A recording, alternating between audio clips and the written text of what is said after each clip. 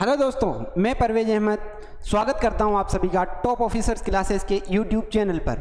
जो भी दोस्त बीएचटीसी की इंतजार में थे उनका इंतजार अब खत्म हुआ। बीएचटीसी 2024 को लेकर नोटिफिकेशन जारी कर दिया गया है और इस साल वर्धमान महावीर ओपन यूनिवर्सिटी कोटा ये यहाँ पर बीएचटीसी का एग्जाम करवा रही है और इसने नोटिफिकेशन अपडेट दे दी है। इस नोटिफिकेशन की फुल PDF आप डिस्क्रिप्शन में से और टॉप ऑफिसर्स क्लासेस के टेलीग्राम चैनल से डाउनलोड कर सकते हैं। इससे लेकर क्या अपडेट है हम यहाँ पर देख लेते हैं। इन्होंने जो विज्ञप्ति जारी की है वो इस प्रकार है यहाँ पर कि इसमें पहले ये बताया गया है कि इसमें आवेदन जो है वो 11 मई से स्टार्ट होंगे, यानी सैटरडे। अगर आप ये क्या बोलते हैं 11 मई 2024 शनिवार से इसके फॉर्म फिल शुरू हो रहे हैं और कब तक है लास्ट डेट 31 मई 2024 शुक्रवार तक इसकी लास्ट डेट है। और परीक्षा की तिथि है इसकी 30 जून 2024, यानी फॉर्म फिलिंग के जस्ट एक महीने बाद रविवार को 30 जून 2024 को आपको इसका एग्ज़ाम देना है।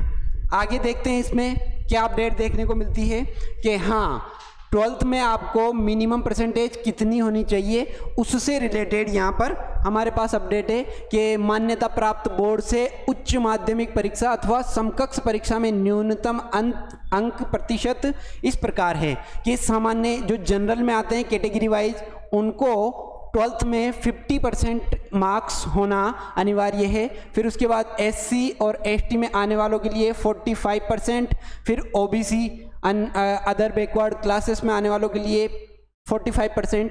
इसी में ये EWS वाले भी आते हैं, MBC वाले भी आते हैं और SBC वाले भी इसी में बताए गए हैं। दिव्यांग जो 40% या अधिक विकलांगता वाले हों उनके लिए भी 45% 12th में अनिवार्य है। विधवा, परित्यक्ता, तलाकशुदा महिलाओं के लिए 45% अनिवार्य है। यानी BHTC करने के लिए आपको 12th में मिनिमम इतने मार्क्स होना जरूरी है।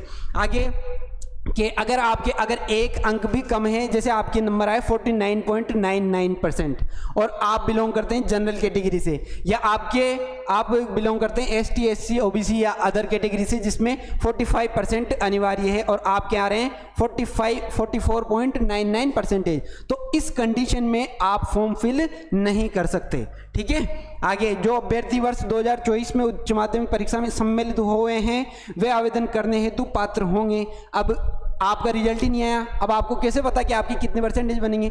तो इन्होंने ये बताया कि अपेयरिंग वाले स्टूडेंट जो इस साल 12th में है वो भी जिन्होंने इस साल 12th का एग्जाम दिया है और इनका रिजल्ट अभी तक नहीं आया वो भी इसका आवेदन कर सकते हैं, परंतु उन्हें काउंसलिंग के समय तक पात्रता के सभी शर्तों को पूर्ण करना अनिवार्य होगा। फॉर्म तो भर सकते हो आप, एग्जाम भी दे सकते हो, लेकिन जब काउंसलिंग करवानी होगी तो जो शर्तें मानने हैं वो सभी शर्तें होना अनिवार्य है। जैसे अगर यहाँ 50% है जनरल में, अब आपके 12th में 50% नहीं आए तो अगर आपको BHTC के एग्जाम में अच्छे स्कोर भी हो गया तब भी आपको कॉलेज अलॉट नहीं होगा या काउंसलिंग के थ्रू आपको निकाल दिया जाएगा बाद में, क्योंकि आप मिनिमम क्वालिफिकेशन पार नहीं करते। एज की बात करते हैं कि एज, इसमें अभ्यर्थी की जो एज है वो 1 जुलाई 2024 को 28 वर्ष से अधिक नहीं होनी चाहिए। अगर आपकी एज 28 से ज़्यादा है तो आप इसका फॉर्म फिल नहीं कर सकते। अब इसमें कुछ छूट दे रखी है किन किन को, कि विधवा, तलाकशुदा और परित्यक्ता महिलाओं के लिए आयु सीमा में कोई बंधन नहीं है। जो ये इस कैटेगरी की महिलाएं हैं ना, जो विधवा हो, परित्यक्ता महिला हो, तलाकशुदा हो, उनके लिए इसमें कोई भी अनुबंध नहीं है। वो 28 के बाद भी अगर BHTC करना चाहे तो कर सकती है। आगे कि SC और ST ABC और MBC और EWS की महिलाओं के लिए राजस्थान राज्य सरकार द्वारा निर्धारित प्रावधानों अथवा नियमों के अनुरूप आयु सीमा में छूट देय होगी। ये छूट इन कैटेगरी वालों को कौन देगा? राजस्थान सरकार ने जो छूट बना रखी है वही होगी। आरक्षण, प्रवेश के लिए आरक्षण राज्य सरकार के नियमानुसार होगा, इसमें आरक्षण का भी प्रावधान है। आगे आवेदन, ऑनलाइन आवेदन द्वारा हमारी अधिकृत वेबसाइट pre-delayed 2024 .in ये ऑफिशियल वेबसाइट है। आपको फॉर्म भरना है इसी वेबसाइट से, ऑफिशियल वेबसाइट से ही आपको क्या करना है, इसका फॉर्म फिल करना है। आगे कि इसका फॉर्म ई मित्र कियोस्क के माध्यम से भी भर सकते हैं और शुल्क जमा करा सकते हैं, और सेल्फ भी अगर आप भरना चाहें तो सेल्फ भर के अपने डेबिट कार्ड से या क्रेडिट कार्ड से, नेट बैंकिंग, यूपीआई, आजकल सबके पास फ़ोन पे, गूगल पे वगैरह है, तो उसके थ्रू भी आप इसकी पेमेंट ऑनलाइन भुगतान के पश्चात कर सकते हैं और हार्ड कॉपी प्रिंट कर सकते हैं। याद रखें कि इसका फॉर्म काउंसलिंग के समय काम आता है, इसी वजह से इसकी हार्ड कॉपी प्रिंट करवा के जरूर रखें। अगर आप घर से भी फॉर्म भर रहे हैं इसका, तब भी ये बात जरूर रखें, ध्यान रखें। आवेदन पत्र ऑनलाइन ही स्वीकार्य होंगे, कार्यालय को हार्ड कॉपी प्रेषित ना करें। किसी भी परिस्थिति में हाथ से भरे आवेदन अथवा ऑफलाइन आवेदन स्वीकार्य नहीं किए जाएंगे। यानी जो ऑनलाइन भरे हैं ना फॉर्म, जो ये प्रोसेस मैंने बताई, उसी प्रोसेस के थ्रू आपको फॉर्म भरना है, अदरवाइज कोई और ऑप्शन नहीं है। आप ऐसा नहीं है कि चिट्ठी लिख के दे रहे हो उनको कि हमारा फॉर्म भर देना, वो कोई फॉर्म भरने वाले नहीं है आपका। ऑफलाइन कोई भी फॉर्म प्रोसेस यहाँ पर नहीं है। नेक्स्ट, ऑनलाइन आवेदन प्रक्रिया में समस्त प्रविष्टियां सावधानी पूर्वक भरकर उसका प्रिंट लें तथा परीक्षा आवेदन पत्र की हार्ड कॉपी अपने पास संभाल कर रखें, जिसे काउंसलिंग के समय निर्देशानुसार जमा करवाना आवश्यक होगा। मैंने बताया ना अभी आपको कि फॉर्म की कॉपी काम आती है कब, काउंसलिंग के समय। यदि आवेदन पत्र में कोई त्रुटि होती है तो इसके लिए प्रार्थी स्वयं जिम्मेदार होगा। आप गलती करके उनके ऊपर ये ब्लेम नहीं कर सकते, नहीं साहब आपकी वेबसाइट नहीं चल रही थी, तो अगर गलती होती है तो आप खुद जिम्मेदार है इसके। पैसे, ये आवेदन शुल्क भी लगेगा। इसमें कितना लगेगा, देखो दो तरीके की, डीएलएड सामान्य अथवा डीएलएड संस्कृत, किसी एक पाठ्यक्रम के, या तो आप सामान्य कर रहे हैं डीएलएड और एक संस्कृत विद्यालय के लिए कर रहे हैं स्पेशल संस्कृत माध्यम में, तो उसके लिए ये 450 रुपये है फीस। अब दोनों करना चाहते हैं, आप दोनों पाठ्यक्रम है तो ये फीस देना चाहते हैं, दोनों पाठ्यक्रम का वो एग्जाम देना चाहते हैं, तो उसके लिए 500 रुपये फीस है और फीस रिफंडेबल नहीं है। याद रखें कि आपने फॉर्म भर दिया और आप एग्जाम देने नहीं जा रहे तो आप ये ब्लेम नहीं कर सकते कि साहब मैंने तो एग्जाम ही नहीं दिया, मेरी फीस वापस दो, तो फीस रिफंडेबल नहीं है। नियमों और निर्देशों के अंतर्गत जो अभ्यर्थी पूर्ण पात्रता रखते हैं केवल वे ही आवेदन करें। जो अभी ऊपर पात्रता बताई गई है ना, उस आधार पर बताया गया है ये कि जो भी पूर्ण पात्रता रखते हैं वही आवेदन करें, अन्यथा बाद में फिर ये नहीं कि आप फीस लौटा दो, ऐसे फीस किसी की रिफंडेबल नहीं है यहाँ पे, है ना। आगे कि अभ्यर्थी वेबसाइट पर उपलब्ध विस्तृत दिशा निर्देश सावधानी पूर्वक पढ़कर ही आवेदन करें और परीक्षा संबंधी आवश्यक सूचनाएं संभव एसएमएस के माध्यम से प्रेषित की जाएंगी।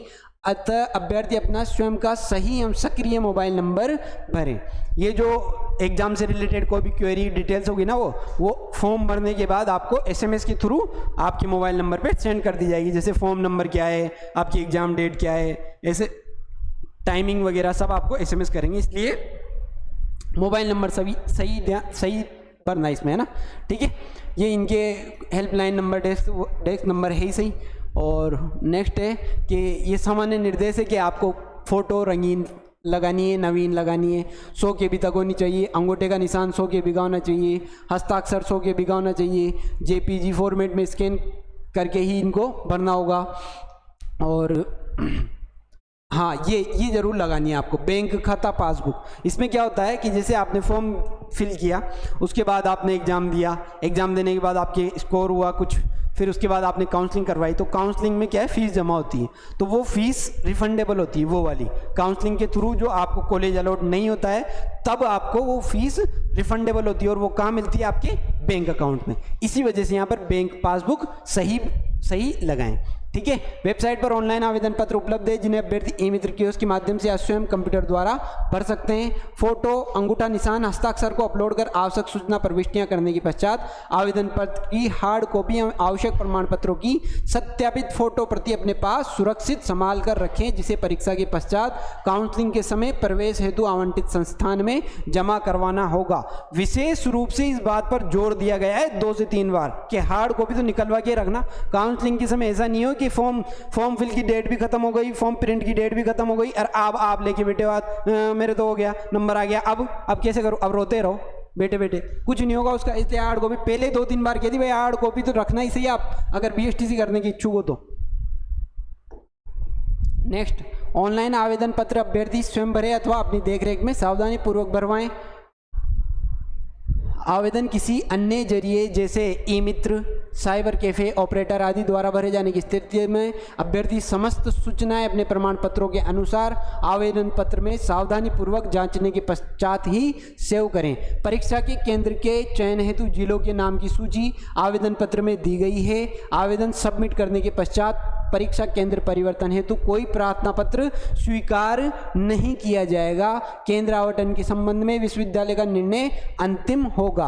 अब आप कहाँ पर एग्जाम देने जाना चाहते हैं, आपका जो होम डिस्ट्रिक्ट है या उसके नज़दीक आपके कौन सा डिस्ट्रिक्ट पड़ रहा है, वहाँ पर वो आपको फिल करवाएंगे, तो वो उसी बेसिस पे आपको अलॉट होगा। अब जो अलॉट हो गया ना, जिस डिस्ट्रिक्ट में आपको अलॉट हो गया एग्जाम, वहीं जाके देना पड़ेगा। ऐसा नहीं कि आप एप्लीकेशन लगा रहे हो नहीं नहीं मेरा तो चेंज कर दो, तो ऐसे चेंज नहीं होगा।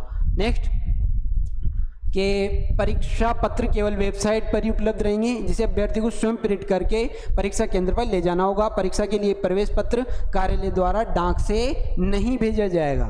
क्या आपका एडमिट कार्ड डाक से नहीं आएगा आपके घर पे, प्रिंट करना होगा आपको आपकी इसकी वेबसाइट पर, ऑफिशियल वेबसाइट है इसकी।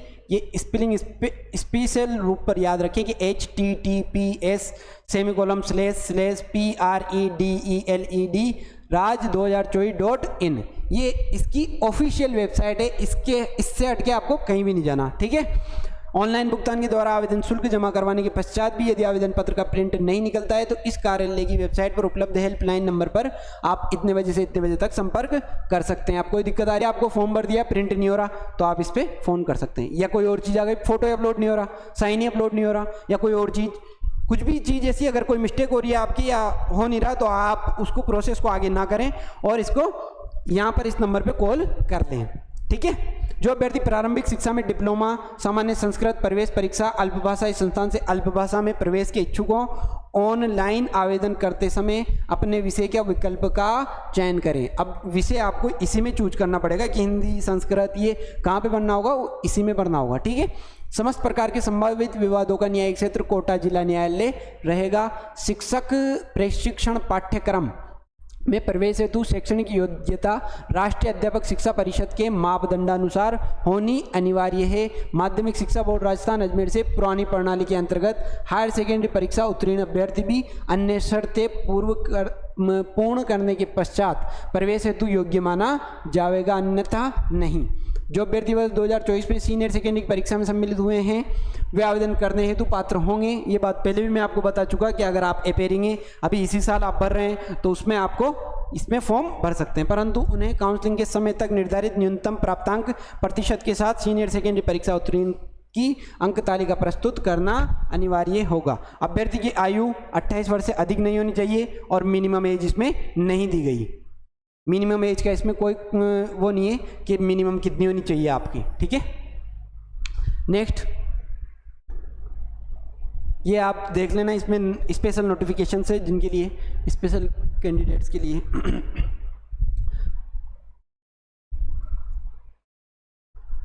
अब चलते हैं अपन सिलेबस की ओर कि इसमें सिलेबस क्या क्या है और क्या क्या इसमें आने वाला है।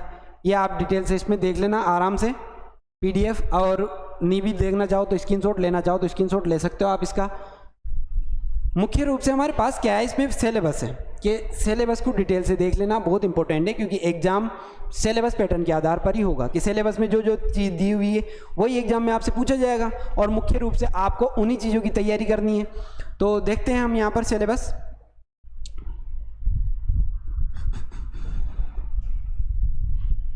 हाँ, एक बात ये भी याद रखें, इसका जो एग्ज़ाम होगा OMR बेस होगा, यानी OMR सीट आएगी आपके पास एक पर क्वेश्चन, उसमें 4 ऑप्शन, तो उसमें OMR में आपको गोले भरने हैं, वो वाला सिस्टम है इसमें, है ना। मल्टीपल चॉइस क्वेश्चन वाला फॉर्मेट, 12th बेसिस वाला मत समझना, थ्योरी वाला मल्टीपल चॉइस क्वेश्चन है और उसको OMR में भरना है, ठीक है। नेक्स्ट, हाँ ये देख लीजिए आप यहाँ पर कि इसमें 200 तो क्वेश्चन होंगे और पर क्वेश्चन जो होगा वो 3 अंक का होगा और नेगेटिव मार्किंग नहीं है। स्पेशल ध्यान रखें यहाँ पर कि नेगेटिव मार्किंग नहीं है। 200 क्वेश्चन है, 200 तो क्वेश्चन आएंगे और पर क्वेश्चन 3 नंबर का है, तो टोटल कितने हो गए 600 नंबर हमारे पास यहाँ पर देखने को मिलेंगे। प्रश्नों की संख्या, मानसिक योग्यता मेंटल एबिलिटी से रिलेटेड 50 क्वेश्चन। देखो हाँ, ये वाला पोर्शन है हमारे पास 50 क्वेश्चन, प्रश्नों की संख्या इसमें कौन सी है, मानसिक योग्यता से रिलेटेड। तो इसके कितने अंकों के, 150, क्योंकि एक क्वेश्चन 3 नंबर का, ठीक है। इसी प्रकार राजस्थान की जानकारी, सामान्य जानकारी से रिलेटेड 50 क्वेश्चन जिसमें 150 नंबर हो गए, और शिक्षण अभिक्षमता इससे 50 क्वेश्चन 150 नंबर ये हो गए। फिर अंग्रेजी, ये कंपलसरी है इसमें अंग्रेजी, जिसके 20 क्वेश्चन हो गए और 60 नंबर हो गए। अब संस्कृत और हिंदी, इन दोनों में से आपको कोई एक सब्जेक्ट चूज करना है आपकी इच्छा अनुसार, जो भी आप एग्जाम में देना चाहते हैं। भाई एग्जाम में इसी पर्टिकुलर सब्जेक्ट का देना चाहता हूँ, या मेरा तो इसमें आसानी होगी, मैं ये सब्जेक्ट पढ़ सकता हूँ आसानी से, तो संस्कृत और हिंदी में से कोई एक सब्जेक्ट आप पढ़ सकते हैं, और 30 क्वेश्चन होंगे इसके और 90 नंबर, ठीक है। ये बात मैं आपको बता चुका। प्रश्न पत्र 4 खंडों अवसद में विभक्त होगा। खंड द 3 उपखंडों अंग्रेजी, संस्कृत एवं हिंदी में विभाजित होगा, और अवसद का उपखंड अंग्रेजी सभी आवेदकों को हल करना आवश्यक होगा। ये अंग्रेजी कंपलसरी है, इंग्लिश वाला पोर्शन, बाकी और तो ऑप्शनल है ही सही, ठीक है। नेक्स्ट देखिए, हाँ, जो अभ्यर्थी प्रारंभिक शिक्षा में डिप्लोमा, सामान्य एवं प्रारंभिक शिक्षा में डिप्लोमा संस्कृत दोनों का चयन करते हैं, उन्हें खंड द का उपखंड संस्कृत भाग हल करना होगा। अब आप वो जो ऊपर अभी चूज किया था ना कि या तो डीएलएड सामान्य या डीएलएड संस्कृत या डीएलएड दोनों माध्यम वाला, उनके लिए ये बात कही गई है कि अब आप संस्कृत वाला पार्ट चूज करो या ना करो, उनमें ये वाला संस्कृत वाला पार्ट कंपलसरी हो गया कि अगर आपने वहां पर संस्कृत चूज कर लिया, संस्कृत मीडियम, तो फिर यहाँ पर संस्कृत वाला पोर्शन आपको जरूरी हो गई करना, ठीक है। Multiple choice question basis question आएंगे इसमें, और ABCD में आपको गोले बनने OMR शीट में। नेक्स्ट, ये OMR भरने की प्रक्रिया दे रखी पूरी। नेक्स्ट इंपॉर्टेंट यहां पर हमारे पास सिलेबस। अब देखते हैं यहां पर सिलेबस को डिटेल्स। हाँ, मेंटल एबिलिटी वाला पोर्शन, जिसमें 50 क्वेश्चन आपको देखने के मिलेंगे, और इसके 150 अंक यहां पर हो जाते हैं।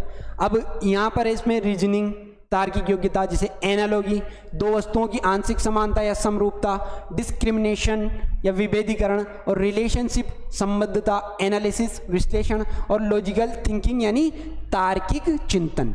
अब इस सिलेबस को आप हमारे चैनल के माध्यम से पढ़ सकते हैं। हमारे बहुत ही प्रसिद्ध और बहुत ही बेहतरीन एक अध्यापक हरीश जी शर्मा इस पोर्शन को आपको यहाँ पर पढ़ाने जा रहे हैं। और नेक्स्ट है हमारे पास राजस्थान जनरल अवेयरनेस, राजस्थान की सामान्य जानकारी, इससे रिलेटेड हमारे पास 50 प्रश्न हैं और 150 अंक यहाँ पर देखने को मिलेंगे। इसमें कौन कौन सा है, अब राजस्थान से रिलेटेड क्या क्या आ सकता है इसमें, कि वो ये है कि हिस्टोरिकल एस्पेक्ट, पहला तो ये है कि जो राजनीतिक पक्ष है इसका वो देखा जाएगा, फिर पॉलिटिकल एस्पेक्ट, राजनीतिक पक्ष, ऐतिहासिक पक्ष, फिर राजनीतिक पक्ष, फिर art, culture and literacy aspect यानी कला, संस्कृति और साहित्य पक्ष देखने को मिलेगा। फिर उसके बाद इकोनॉमिक एस्पेक्ट, आर्थिक पक्ष, और ज्योग्राफिकल एस्पेक्ट, भौगोलिक पक्ष, और फोक लाइफ, लोक जीवन, सोशल एस्पेक्ट, सामाजिक पक्ष, टूरिज्म एस्पेक्ट और पर्यटन पक्ष।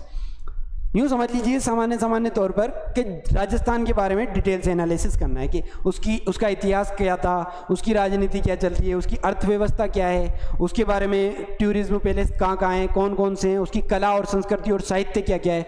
तो इनमें आपको हर प्रत्येक सब्जेक्ट के लिए अलग से अलग अलग टीचर इसी चैनल के माध्यम से आपको अवेलेबल करवाए जाएंगे। जैसे पॉलिटिकल एस्पेक्ट्स के लिए मैं आपके सामने रहूँगा, और हिस्टोरिकल एस्पेक्ट के लिए हमारे पास नदीम सर रहेंगे, और भी कई टॉपिक से उनके लिए अलग अलग टीचर्स आपको अवेलेबल करवाए जाएंगे। नेक्स्ट है हमारे पास यहाँ पर टीचिंग एप्टीट्यूड। टीचिंग एप्टीट्यूड यानी शिक्षण क्षमता, शिक्षण अभिक्षमता। ये 50 प्रश्न है इसके और 150 अंक इसमें देखने को मिलेंगे। इसमें कौन कौन से टॉपिक है, टीचिंग लर्निंग यानी शिक्षण अधिगम, फिर है लीडरशिप क्वालिटी यानी नेतृत्व गुण, फिर है क्रिएटिविटी यानी सृजनात्मकता, फिर कंटिन्यूअस एंड कॉम्प्रिहेंसिव इवेल्युएशन यानी सतत एवं व्यापक मूल्यांकन, फिर कम्युनिकेशन स्किल्स यानी संप्रेषण कौशल, फिर प्रोफेशनल एटीट्यूड यानी व्यवसायिक अभिवृत्ति, फिर सोशल सेंसिटिविटी सामाजिक संवेदनशीलता। इस वाले पोर्शन के लिए आपके सामने नदीम सर अवेलेबल होंगे, और जिन्होंने सीटेट एग्ज़ाम पास कर रखा है और रीड के एग्ज़ाम पास कर रखे हैं, वो आपके पास बेहतरीन टीचर हमारे पास ये टीचिंग एप्टीट्यूड वाला पोर्शन पढ़ाने के लिए आपके सामने आएंगे। फिर नेक्स्ट पोर्शन है हमारे पास लैंग्वेज का। लैंग्वेज एबिलिटी है हमारे पास, इसमें भाषा योग्यता, इससे रिलेटेड 50 प्रश्न देखने को मिलेंगे, जिसमें से 20 प्रश्न तो इंग्लिश के कंपलसरी है, जिसके 60 नंबर आपको यहाँ पर देखने को मिलेंगे। Comprehension, spotting errors, narration, preposition, articles, connectives, correction of sentence, kind of sentence, sentence completion, tense, vocabulary, synonyms, antonyms, one word substitution, spelling errors. ये सिलेबस आपको BSTC इंग्लिश के लिए देखने को मिलेगा और इस सिलेबस को कंप्लीट करवाने के लिए हमारे सामने कृष्ण सर आएंगे और वो इसको पढ़ाएंगे आपको। नेक्स्ट पोर्शन है यहाँ पर संस्कृत या हिंदी का। संस्कृत की टीचर हमारे पास अवेलेबल नहीं है और इसका सिलेबस आप स्वयं से देख लें। हिंदी का मैं आपको बता देता हूँ कि 30 प्रश्न है और इसमें 90 अंक का ये पोर्शन देखने को मिलेगा। केवल प्रारंभिक शिक्षा में डिप्लोमा सामान्य पाठ्यक्रम में प्रवेश लेने विद्यार्थियों के लिए ही है ये, जो सामान्य में कर रहे हैं ना उनके लिए। संस्कृत वालों को तो संस्कृत भरने में आएगा, वो तो पर्टिकुलर है उसका तो। और शब्द ज्ञान, पर्यायवाची शब्द, विलोम शब्द, युग्म शब्द, वाक्य विचार, शुद्धिकरण, शब्द शुद्धि एवं वाक्य शुद्धि, मुहावरे एवं कहावतें, संधि, समास, उपसर्ग, प्रत्यय, वाक्यांश के लिए एक सार्थक शब्द। ये यहाँ पर पोर्शन वाइज दे रखा है कि इसका कौन से पोर्शन का कितने मार्क्स हैं, ठीक है। तो हमने यहाँ पर सिलेबस को एनालिसिस कर लिया, फॉर्म फिलिंग देख लिया, डिटेल से देख लिया। अब एक बात याद रखें आप कि BSTC कोई छोटा मोटा कोर्स नहीं है। कंपटीशन इसमें इतनी हद तक बढ़ चुका है कि अब सबके दिमाग में ये है कि जल्द से जल्द नौकरी, जल्द से जल्द नौकरी। और रीड के थ्रू जो जितने भी अभी सेलेक्ट हुए हैं उनमें BSTC वालों का आप रेशियो ज़्यादा देख सकते हैं। इस वजह से अभी जो वर्तमान में क्रेज चल रहा है, BSTC करने का क्रेज बहुत ही चरम पर है। अब क्रेज चल रहा है तो सामान्य सी बात है कंपटीशन भी ज़्यादा होगा, ज़्यादा लोग फॉर्म फिल करेंगे, लेकिन सीट जितनी अवेलेबल होगी उतनों को ही लेंगे। अब उस कंपटीशन के दौर में आपको कंपटीशन पार करने के लिए अच्छी रणनीति और अच्छी तैयारी की बहुत आवश्यकता है। तो ऐसी सटीक तैयारी और सुकुशल रणनीति के लिए टॉप ऑफिसर्स क्लासेस के इसी यूट्यूब प्लेटफॉर्म पर आपको संपूर्ण सिलेबस डिटेल से एनालिसिस कराया जाएगा, क्वेश्चन प्रैक्टिस करवाई जाएगी और भी कई अपडेट्स आपके लिए लाए जाएंगे। और BSTC रिलेटेड कोई भी अपडेट होती है तो हमारे चैनल के माध्यम से आपको सबसे पहले आपको प्रोवाइड करवाई जाएगी, ठीक है। कोई भी जानकारी इससे रिलेटेड लेना चाहते हैं आप तो कमेंट बॉक्स में कमेंट कर सकते हैं और इसकी PDF आप टेलीग्राम चैनल से डाउनलोड कर सकते हैं। Thank you very much. जय हिंद, जय भारत।